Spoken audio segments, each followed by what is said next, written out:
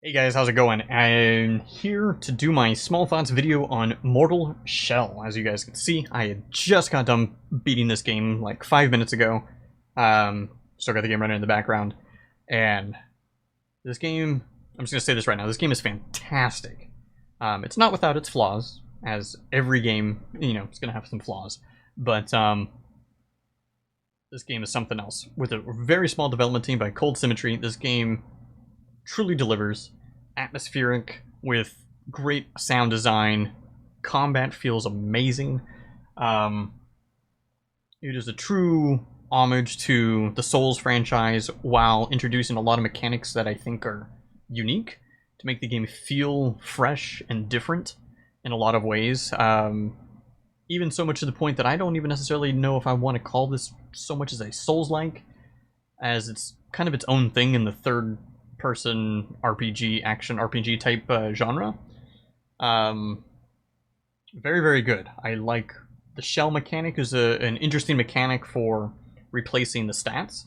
So you don't have strength, stam, dex, all these kind of stats that you level up. Instead, you find these different shells that are basically class templates or ways to play the game already, and then you can there's a skill tree for each shell, and then you can unlock all these skills, and that's what you spend your currency and stuff on, or in your XP, basically. And each shell is quite different. I found 4. I don't know if there's 4 in the whole game, or if there's hidden shells or not. I primarily use two different shells.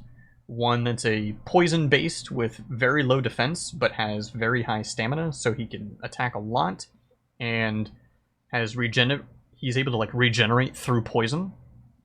And then the base shell that you get early on in the game, which is probably the all-around standard guy. I used him a lot as well. But there's another one who's like very, very tanky, and another one that's a little bit more on using abilities. So there's 4 different weapons in the game, and each weapon has, if you find the ability to unlock them, they all have 2 special abilities. But you have to find them, and you have to unlock them, so they're not default. And, wow, it still says I'm streaming. I thought I turned that off anyway. But yeah, so this game, it has a lot of cool features in that regard. The voice acting it's okay. That's probably an area that might have faltered a little bit.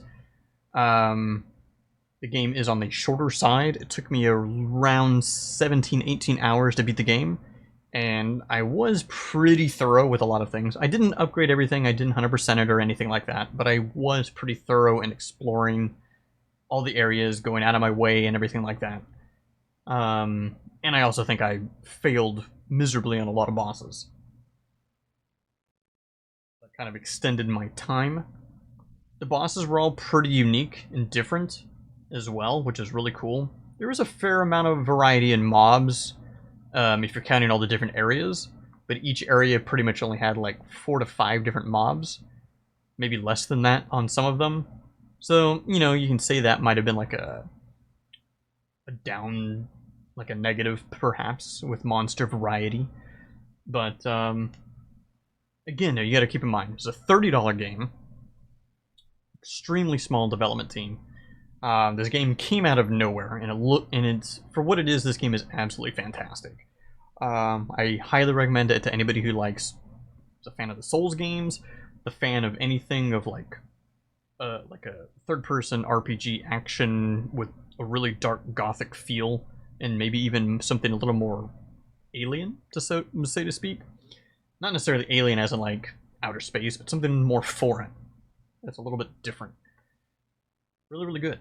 Anyways, guys, quick small thoughts on Mortal Shell. Just beat it. Highly recommend it.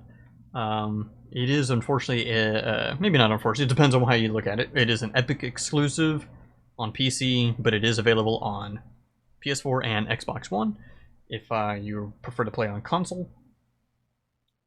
Thanks for watching my small thoughts video on Mortal Shell. See you guys next time for the next video. Peace.